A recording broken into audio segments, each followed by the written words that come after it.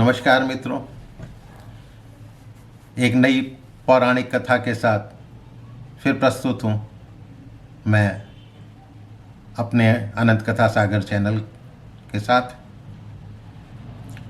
आज की कहानी च्यवन मुनि तथा सुकन्या का क्या प्रसंग है इसको लेकर है। च्यवन मुनि का नाम सुना होगा, आयुर्वेद में उनका बहुत नाम है। वैवस्वत मनु के पुत्र शर्याति की परम सुंदरी कन्या का नाम था सुकन्या। वो अपने माता पिता की बहुत दुलारी थी, स्नेह पात्री थी। नगर से थोड़ी दूर पर एक सरोवर था, उसके पास ही एक पवित्र स्थान पर च्यवन मुनि रहते थे।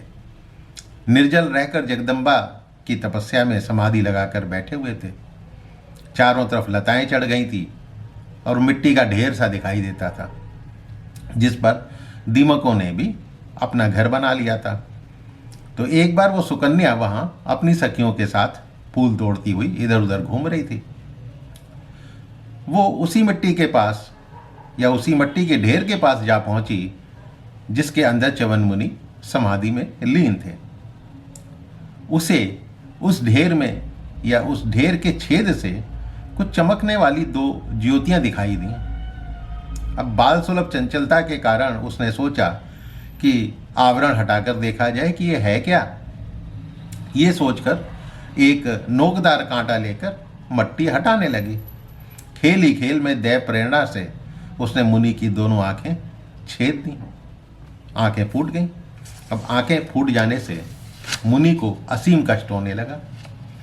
उसी समय सभी सैनिकों के मलमूत्र बंद हो गए, यानी टट्टी पेशाब आना बंद हो गया। राजा शर्याति ने कष्ट के कारण पर विचार करना प्रारंभ कर दिया। उन्हें लगा कि जरूर मुनि का किसी के द्वारा अपकार हुआ है, उनकी बेइज्जती हुई है। सबसे पूछने के बाद उन्होंने मंत्रिमंडल से पूछा।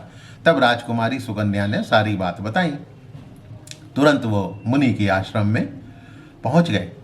धीरे से मुनि के ऊपर चढ़ी मिट्टी को हटाया और मुनि को साष्टांग प्रणाम कर क्षमा मांगने लगे। उनकी बात सुनकर मुनि बोले, राजन, मैंने कोई भी क्रोध नहीं किया है और ना ही तुम्हारी पुत्री को कोई श्राप दिया है, लेकिन देवी भक्त के प्रति घोर अपराध करके कौन व्यक्ति सुखी रह सकता है। राजन, मैं क्या करूं? मेरी आंखों ने जवाब दे दिया है। मुझे बुढ़ापा घेरे हुए है। मेरी अब सेवा कौन करेगा? अब यदि तुम मुझे क्षमा करने के लिए कहते हो तो मेरी बात मानकर अपनी सुकन्या को मेरी सेवा के लिए सौंप दो। मैं तुम्हारी इस कन्या से प्रसन्न हूँ। इसके साथ रहकर मैं तपस्या करूँगा और ये मेरी सेवा में लगी रहेगी। इस प्रकार मैं और तुम दोनों ही संतुष्ट हो सकते हैं। मेरे संतुष्ट हो जाने पर सारे सैनिक भी सुखी हो जाएंगे। ऐसा करने से तुम्हें कोई दोष भी नहीं लगेगा, और कारण कि मैं एक संयमशील तपस्वी हूँ। मुनि की बात सुनकर राजा शर्याति चिंता में पड़ गए कि मैं कैसे अपनी लाडली कन्या को एक अंधे, बूढ़े और कुरूप तपस्वी को सौंप दूं। इसी चिंता में वो बिना कोई उत्तर दिए घर चले गए। उन्होंने मंत्रियों को परामर्श के लिए बुलाया, भाई क्या करा जाए, और पूछा, भाई कोई उपाय बताइए। तो मंत्रीगण अपनी कोई भी सलाह देने में असमर्थ रहे। क्या बोले राजा को कि अपनी कन्या जो है अंधे बूढ़े के मत्थे मार दो। तब ये बात सुकन्या को समझ में आ गई कि पिताजी चिंतित क्यों हैं। तो वो अपने पिता से बोली, पिताजी, आपको चिंता करने की कोई जरूरत नहीं है। मैं भय से घबराए हुए मुनि के पास जाकर उन्हें आश्वासन दूंगी और आत्मदान करके उन्हें प्रसन्न करने की चेष्टा करूंगी। राजा शर्याति द्रवित होकर, दुखी होकर बेटी से बोले, बेटी, तुम अत्यंत सुकुमारी अबला कन्या वन में इस अंधे मुनि की सेवा कैसे कर सकोगी? वो अत्यंत बूढ़े एवं क्रोधी भी हैं। भला तुम जैसी रूपमती कन्या का विवाह मैं इस अंधे मुनि के साथ कैसे करूं?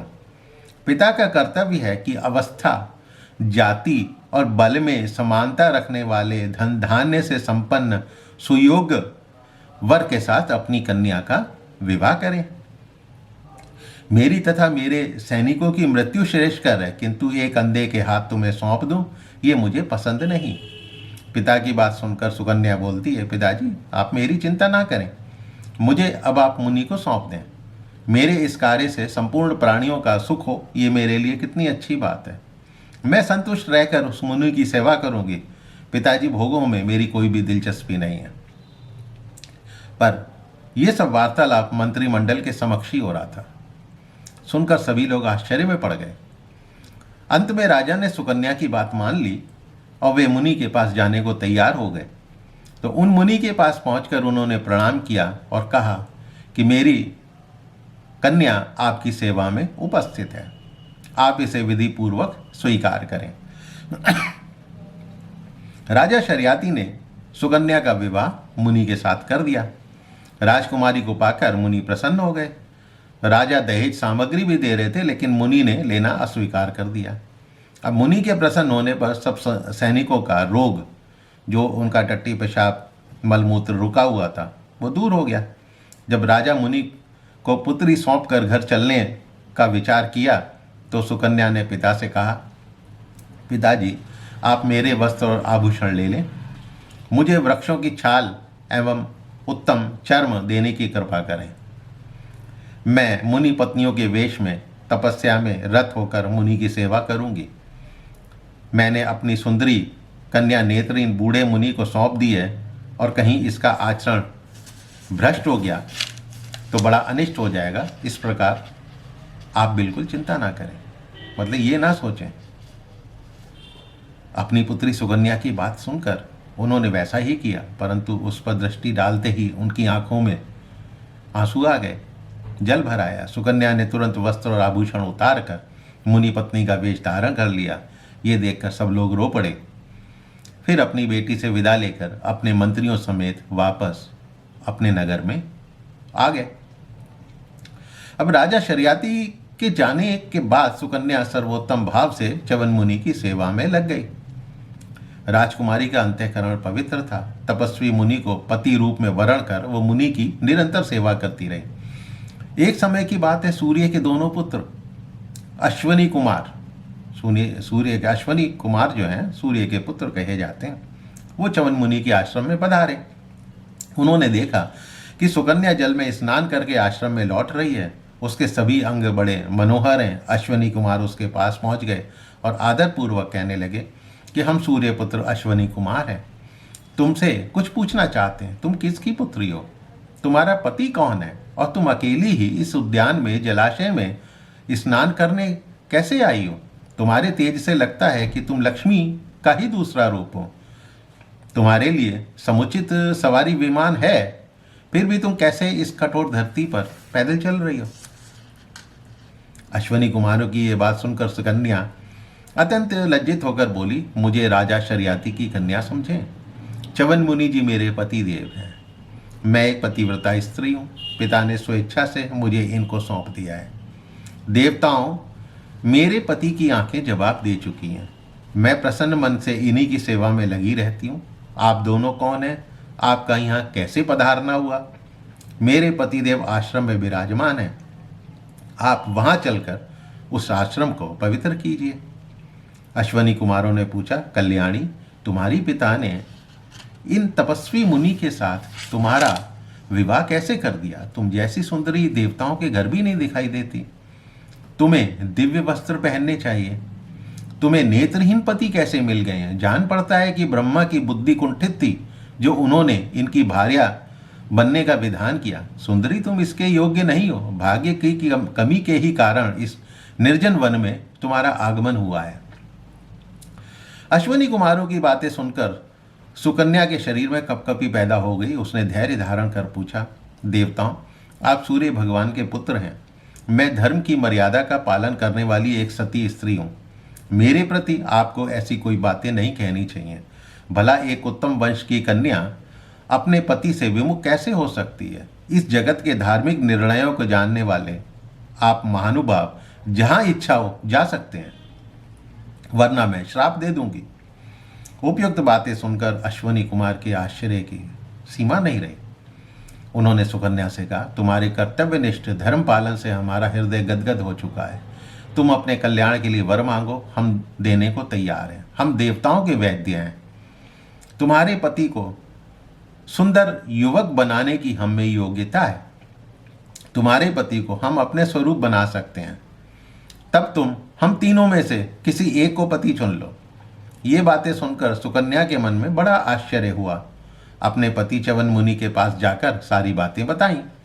तब मुनि से पूछा कि ऐसे आपत्ति युक्त कार्य के उपस्थित होने पर मुझे क्या करना चाहिए, ये बताने की मुझे कृपा करें। अब देवताओं की माया शीघ्र समझ में आ जाए ये तो असंभव है, अतः आप बताएं मैं क्या करूं। तब च्यवन मुनि ने अश्वनी कुमारों को शीघ्र आश्रम लाने की आज्ञा दी और कहा, उनकी बातें तुरंत स्वीकार कर लो। आज्ञा लेकर सुकन्या देव कुमारों को आश्रम में ले आई। अश्वनी कुमारों ने सुकन्या से कहा कि तुम्हारे पति इस जल में उतर जाएं।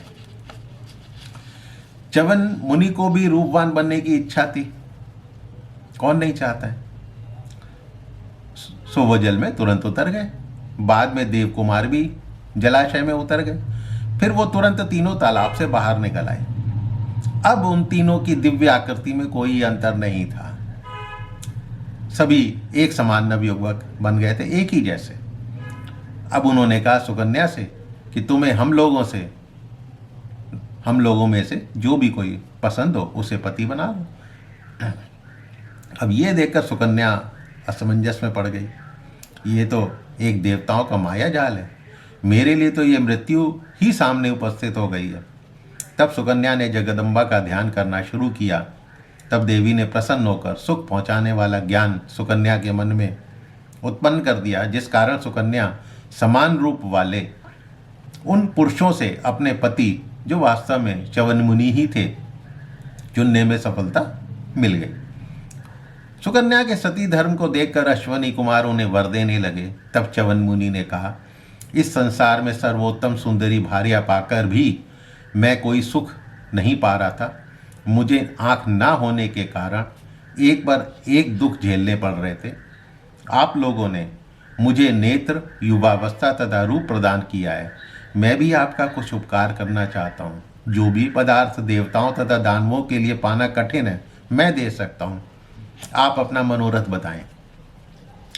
तब अश्वनी कुमारों ने कहा, पिताजी की कृपा से हमारे सभी मनोरथ पूर्ण है, परंतु देवताओं की पंक्ति में बैठकर सोमपान करने की अभिलाषा अभी पूर्ण नहीं हुई है।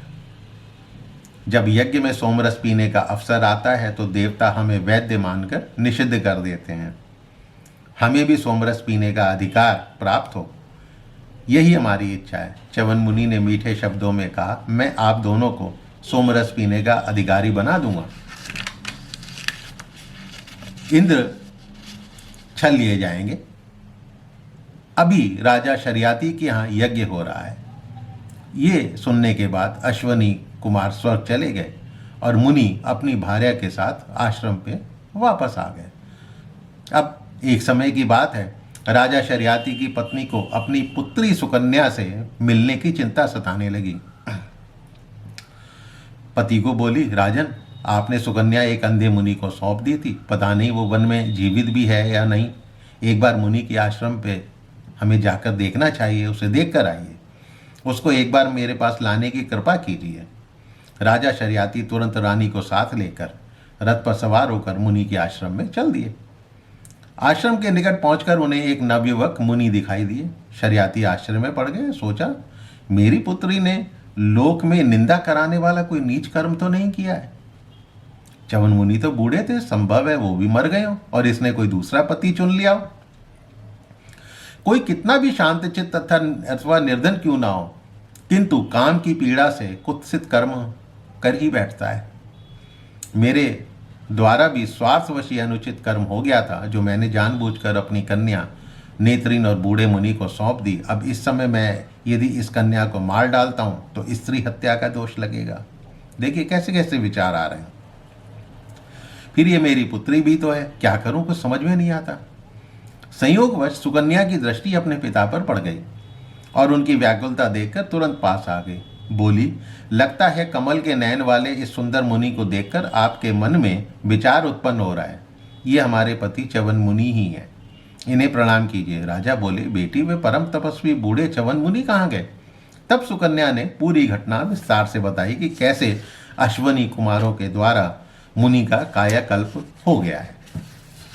अब पति की बात सुनकर तुरंत राजा ने उन मुनि चरणों में प्रणाम किया। उसके बाद कुछ देर बातचीत करने के बाद च्यवन मुनि ने राजा से कहा, मैं आपके यहाँ यज्ञ करवाऊंगा, आप सामग्री संग्रह कीजिए। मेरे प्रयास से आप लोग सोमरस का पान कर सकेंगे। मैं इस प्रकार की प्रतिज्ञा अश्विनी कुमारों के प्रति कर चुका हूँ। राजन, आपके विशाल यज्ञ में मेरी ये प्रतिज्ञा अवश्य पूरी होगी। राजा शरियाती ने शुभ मुहूर्त में एक यज्ञशाला का निर्माण कराया। सभी प्रधान मुनिगण निमंत्रित किए। सब प्रकार की व्यवस्था होने के पश्चात च्यवन मुनि ने यज्ञ आरंभ किया।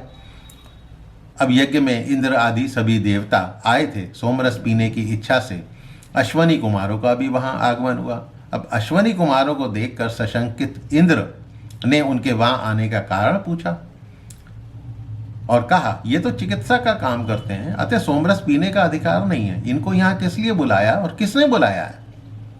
तब मुनि च्यवन अश्वनी कुमारों को सोमरस देने लगे तो इंद्र ने देने से मना कर दिया। तब मुनि ने कहा, शचीपते, ये सूर्य कुमार सोमरस के अनाधिकारी कैसे हैं? आप इस बात को सिद्ध कीजिए। ये वर्ण संकर नहीं है। सूर्य की धर्म पत्नी के उदर से इनका जन्म हुआ है। इन प्रधान वैद्यों में ऐसा कौन सा दोष है जो आप इन्हें सोमरस पीने के अयोग्य बता रहे हैं? इस यज्ञ में पधारे संपूर्ण देवता इस बात का निर्णय करें। मैं इनको सोमरस पिलाकर ही रहूंगा, क्योंकि ये मेरे द्वारा सोमरस पीने के अधिकारी बनाए जा चुके हैं। इंद्र बोले, चिकित्सा व्यवसाय करने के कारण देवताओं ने इन अश्वनी कुमारों की घोर निंदा की है। ये दोनों सोमरस के अधिकारी नहीं हैं। अब देखिए, उस समय क्या बोला गया है? चिकित्सा व्यवसाय करने के कारण देवताओं ने इन अश्वनी कुमारों की घोर निंदा की है। मतलब इतना नीच कर्म था क्या? मुनि ने कहा, इस समय तुम्हारा रोष करना व्यर्थ है।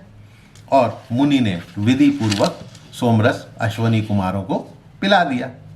कुपित होकर इंद्र ने अपना वज्र देवताओं के सामने ही मुनि पर चला दिया।